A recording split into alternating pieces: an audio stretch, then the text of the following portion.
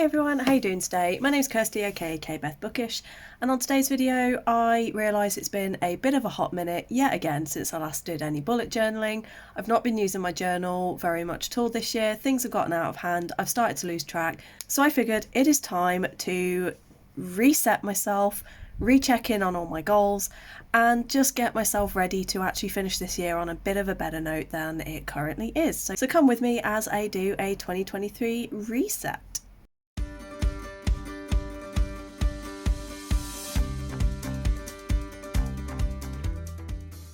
The first thing I wanted to do was have a bit of a reflection, so I decided to have a little bit of a think and write down some of the things I feel that I've actually achieved this year. I did this by first of all going to the very start of the bullet journal where I wrote down all of the goals and all of the things that I wanted to do through the year. And then I just had a look to see which ones I'd actually attained. Spoiler alert, it wasn't very many. But then, to my surprise, I did find out that I'd achieved more than I thought, and I actually had a lot of things that I've done that I didn't even plan for. So I see that as a really awesome sign. I have launched my first ever readathon, which by the way will be doing round 2 in September, and I just launched the announcement video. So please go check that out. I'll link that for you if you are interested in reading and readathons. But I hadn't planned on doing a readathon this year, and yet I've ended up creating one. And yeah, I've just had a bit of a think, and some of the things that I have managed to achieve this year. I'm currently sat on 600 YouTube subscribers. I started the year on I think 300 or 400, so I'm definitely well on track for hitting 750 by the end of the year. I have started to improve my fitness. I'm now dancing a lot more. I've been keeping up with the doctors about my health, and then basically what I did is I looked at each of the things that I've written down that I've done, and then looked at what is left to do specifically for those things to begin with. So for example, 600 YouTube subscribers, I want to get to 750, and just had a look at each of the goals to see what's left to do and what other goals I wanted to accomplish with my life. I also found that I went back again to the start of my journal, and I was just looking through my initial goals, and there's quite a lot of them on there that have changed. Some of them I don't even want as a goal anymore, I'm not really bothered about. Other ones have become slightly less of a priority, others are more of a priority, and there's one or two on there that is just like, if it happens that'll be fantastic, but if it doesn't, it's not the end of the world and I'm not going to be super bummed about it. And I realised some of the goals that I had are not really, like, they are goals, but they're not super attainable, certainly by the end of this year. So I just thought, what are the main priorities? Just in case you're not able to see it on the screen for whatever reason, the things that I feel I have achieved this year, as I said, I've hit 600 YouTube subscribers and I'm very, very close to 700, which is mind-blowing. I launched my first ever readathon. I've started to improve on my fitness. I've tried a new medication for my migraines. I got a new job. I now work in a Yo Sushi kiosk. And it feels like a bit of a step down from teaching when you think I was a high school teacher and now I make sushi. But honestly, I am far happier in the job that I'm doing now than I ever was teaching. There are a lot of things I miss about teaching, and I will always cherish those memories. But the stress, the strain, and the lack of support that I was given as a student, especially one that trained through COVID, I just felt it annihilated majority of my self-confidence, and honestly I don't feel I could ever put myself back into that situation again. So the job I'm in now is far better suited to me. I have read 60 books as of recording, although I did read another 2 since I recorded this, so I am now sat on 62 books. I'm becoming way more consistent on YouTube. I'm posting, if not weekly, I am posting regularly, and I feel like I'm getting a much better consistency there. I did a big deep clean of my upstairs bathroom. That might not sound like a big achievement, but trust me, when you saw the state that some of the things in that bathroom were in to what they are now, that was huge. It took me about 6 hours all in all to clean the entire room, and it's not that big a bathroom, but because obviously I try to not overexert myself, and with my chronic health conditions I have to be careful, and I feel like it was a fantastic job and I felt very proud of what I achieved, so I consider that an achievement. I've made new friends this year, I've put myself out there more, and it seems to actually be working. Now, if I could just get some of those friends to be a bit closer to me, that'd be even better. But, you know, we're getting there. And then in terms of things that are left to do, I have 750 subscribers to get to. I have a Side Changeling read-along to plan. I've got a Patreon to start. I want to learn some actual choreo from K-pop songs, because currently I know bits and pieces of some choreo, but for the rest of it I kind of fill it in with whatever I feel like doing, and now I'd like to actually learn the proper choreo. I need to follow up on some things with my doctor for my Crohn's diagnosis, as well as my migraines. I need to complete the training for work because there's still some outstanding training that hasn't been completed since day one, and I've been there nearly 3 months now, so I really need to get on that. My goal for the year is to read 75 books, so obviously I still have a few to go, but I can't see that being unachievable.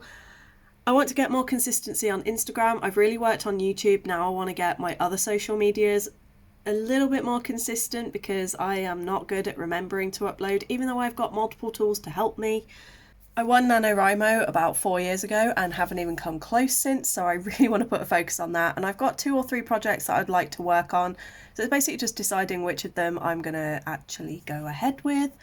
I need to restart my candle business. I went on a hiatus in January, planning to only take 2 or 3 months off. That has ended up being about 8 months, so I want to get pushing with that because we obviously have Halloween coming up, we have Christmas coming up, and I really want to push forward with that. I really want to decorate my bedroom, just because when I first moved in 7 years ago, I decorated it lilac and all beautiful and dainty, like, because that was my style at the time.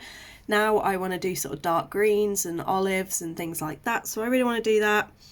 I really want to get back into my art and painting.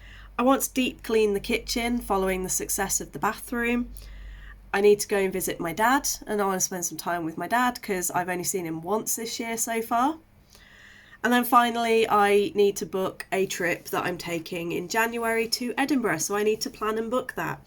So what I did after that, I went through and decided to highlight all of the ones that are kind of either a priority or are easy to do, so I know I will get these done, and then the rest are all just ones that are, if I get them done, fantastic. If I don't, it's not going to kill me.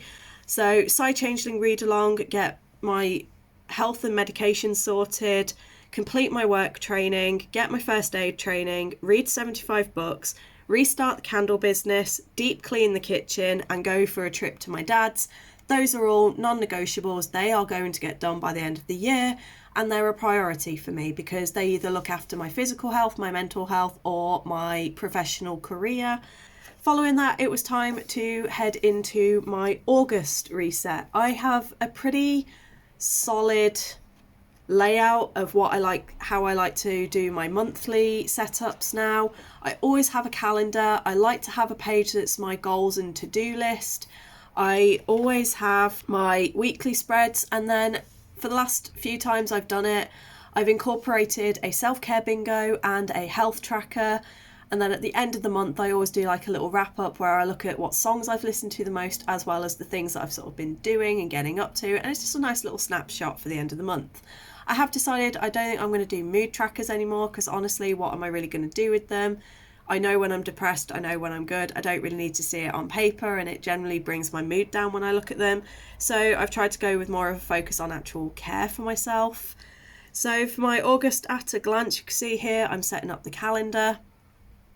And I screwed up the date, so I had to go back and change that. And then I've just started filling in all the bits that I know that I'm doing. Obviously it was already August when I started, so some of this was already done, but I've got all of my work shifts that I'm aware of on there.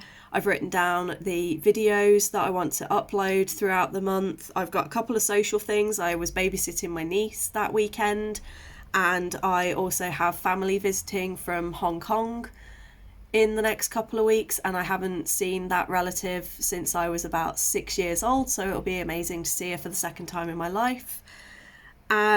And then just a couple of little reminders for myself of things that need to get done. When it came to my goals and my to-do, this is where I went back to my reset list, and I was looking at, right, what do I need to actually update? So I had things like making sure that I had my up-to-date work training, my candles and adventure-a-thon, and then for each one just write down a list of all the things that I actually need doing to achieve that goal. And then my to-do list, it started out with, I was expanding on the goals in the to-do list, but I decided to keep those separate. So now my to-do list is literally just the day-to-day things, and as I think of something that needs doing, I add it in. And then I always, in my to-dos for the month, I like to just keep a track of the books that I plan to read and that I've got written down for my TBRs. Moving on, we have my health tracker. So how I like to do this, I've got various things that I like to look at. The predominant ones are my IBS and my migraines, because those are the main things that we're trying to find diagnoses for and that we're trying to get evidence for. But I also like to track headaches, my sinuses, because I get a lot of trouble with my nose. You might hear that I sound a bit stuffy as I'm talking now because I'm fighting off a sinus infection. Also anxiety, my depression, and general joint pain that I get, because where I want to pursue Ehlers-Danlos diagnosis. And for each of those, I just give them a little code of good, okay, bad, or awful. And then I keep track of various medications. Some of these medications I'm supposed to only take a maximum amount of times a month, so I like to keep track of when I go over that. And then some of these, it's just nice to know because I can kind of see if there's any patterns between how often I take them and how the pain levels and things are. And then we have my self-care bingo. So for this, I just thought of what are some things that I can do that I know make me feel good, that I know help my mental health and my brain. I got a new laptop, so I downloaded Sims 4 and played that for the first time in about 4 years, and that really helped boost my mood. And you can see I've just chosen some various things. Buy concert tickets. There's a couple of bands coming to the UK soon that I'm a fan of and wanted to get tickets to, so I've booked tickets for those. And again, it's just a tiny little thing to help with my mood and self-care. And then we have a couple of things that are sort of like more maintenance, so shaving. It's always a really nice feeling when you do like a top to toe shave and your body just feels really good. And when you add that with like a hair wash in a shower, just perfection.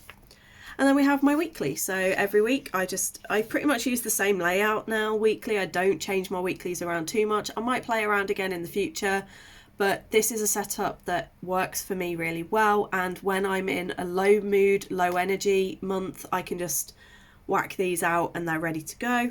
So yeah, we have the upcoming week, and I've just got each day I'll write down what I need to get done, or the things that I want to do or that need completing, anything like that. And yeah, so that is just my reset. It's not intricate, it's not detailed. You can see I've not done doodles, I've not gone with a specific theme. I've added a couple of bits of washi tape just for a little bit of decoration, but for the most part I have just focused on what needs to be done rather than let's make everything pretty. I do want to go back to doing prettier spreads at some point, but for now, while I'm realising that I'm not in the most creative headspace, it is about functionality, and it's ultimately about getting back into using my journal. Let me know in the comments if you yourself have spreads and if you do similar, and have you yourself done any kind of reset in the last few months? Have you gotten on with your journaling this year, or have you been like me and really been struggling to keep consistent? I hope you enjoyed that little reset and just a little bit of a reflection on not only how I go about reevaluating what I want from things, but also seeing the goals that I still plan on achieving this year. I really hope that your goals are going well, and if you've done a reset, I hope that everything goes well for you. Thank you for watching. I hope you're all good. I hope you're staying safe, and until next time, bye.